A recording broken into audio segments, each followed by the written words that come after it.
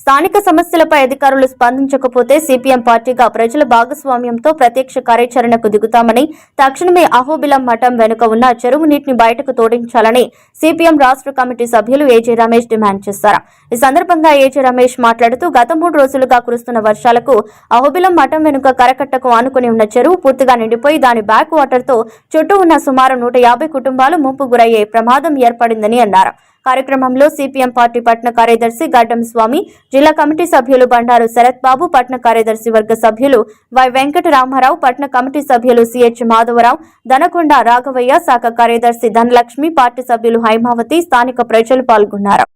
సభ్యులు వెంకటరామారావు గారు, పట్టణ కమిటీ సభ్యులు మాధవరావు గారు, ఇక్కడ శాఖ సెక్రటరీ ధనలక్ష్మి గారు, సభ్యులు వీళ్ళందరూ కూడా పాల్గొన్నారు.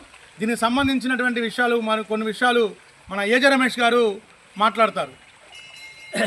అంటే ముఖ్యమైనటువంటి రామాలయం ఈ చెరువుకు ఆనుకొని ఉన్నటువంటి 100 నుంచి 150 కుటుంబాల ఇళ్లల్లోకి ఆ నీరు కూడా పూర్తిగా మురుగునీరు.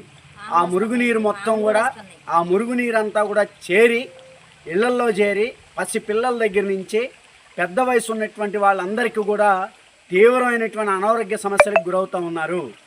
దీంతోపాటు ఇప్పుడు మేము పర్యటన చేసిన సందర్భంలో చూస్తే మొత్తం ఒక అడవి ప్రాంతంలాగా ఉంది. చెట్లు మొలిచినాయి, పొదలు పెద్ద పెద్దగా ఉన్నాయి. వీటిని ఎప్పటికప్పుడు శుభ్రం చేసేటువంటి కనీసమైనటువంటి బాధ్యత కూడా ఈరోజు గ్రామ పంచాయతీ వైపు నుంచి కానీ అధికారుల వైపు నుంచి కానీ ఆ చర్యలకు పూనుకోవట్లేదు.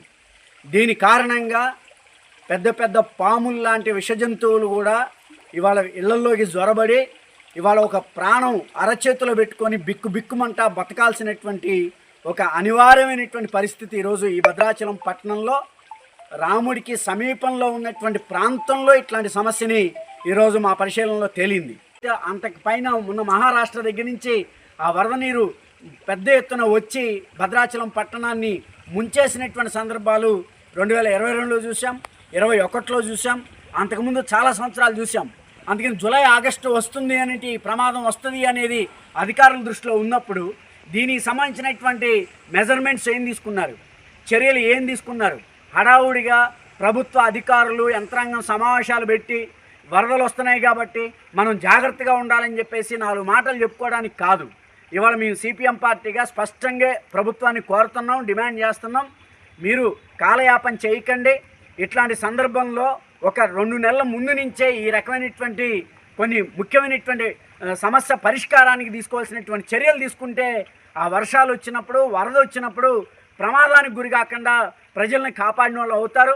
గతంలో ఇక్కడ శాసనసభ్యులుగా ఉన్నటువంటి సొన్నం రాజయ్య గారి నాయకత్వంలో ఇట్లాంటి పరిస్థితి ఉన్నప్పుడు ఇదే వైకుంఠం ఈ ప్రాంతం దగ్గరికి వచ్చి అహోబిలం మఠం దగ్గరికి వచ్చి ఈ స్లూయిస్ సంబంధించినటువంటి సమస్య ఉంటే అప్పుడు ఐటీసీ నుంచి చేయాలని చెప్పేసి సిపిఎం పార్టీగా డిమాండ్ చేస్తున్నాం. ఆ వరద నీరు మొత్తం కూడా వెనకున్నటువంటి చెరువులో కలుస్తూ ఉంది. అదేవిధంగా భద్రాచలం టౌన్లో ఉన్నటువంటి మురికి నీరు మొత్తం కూడా వచ్చి ఈ చెరువులో కలుస్తూ ఉంది. ఈ నీళ్లు డౌన్లోకి పోవడం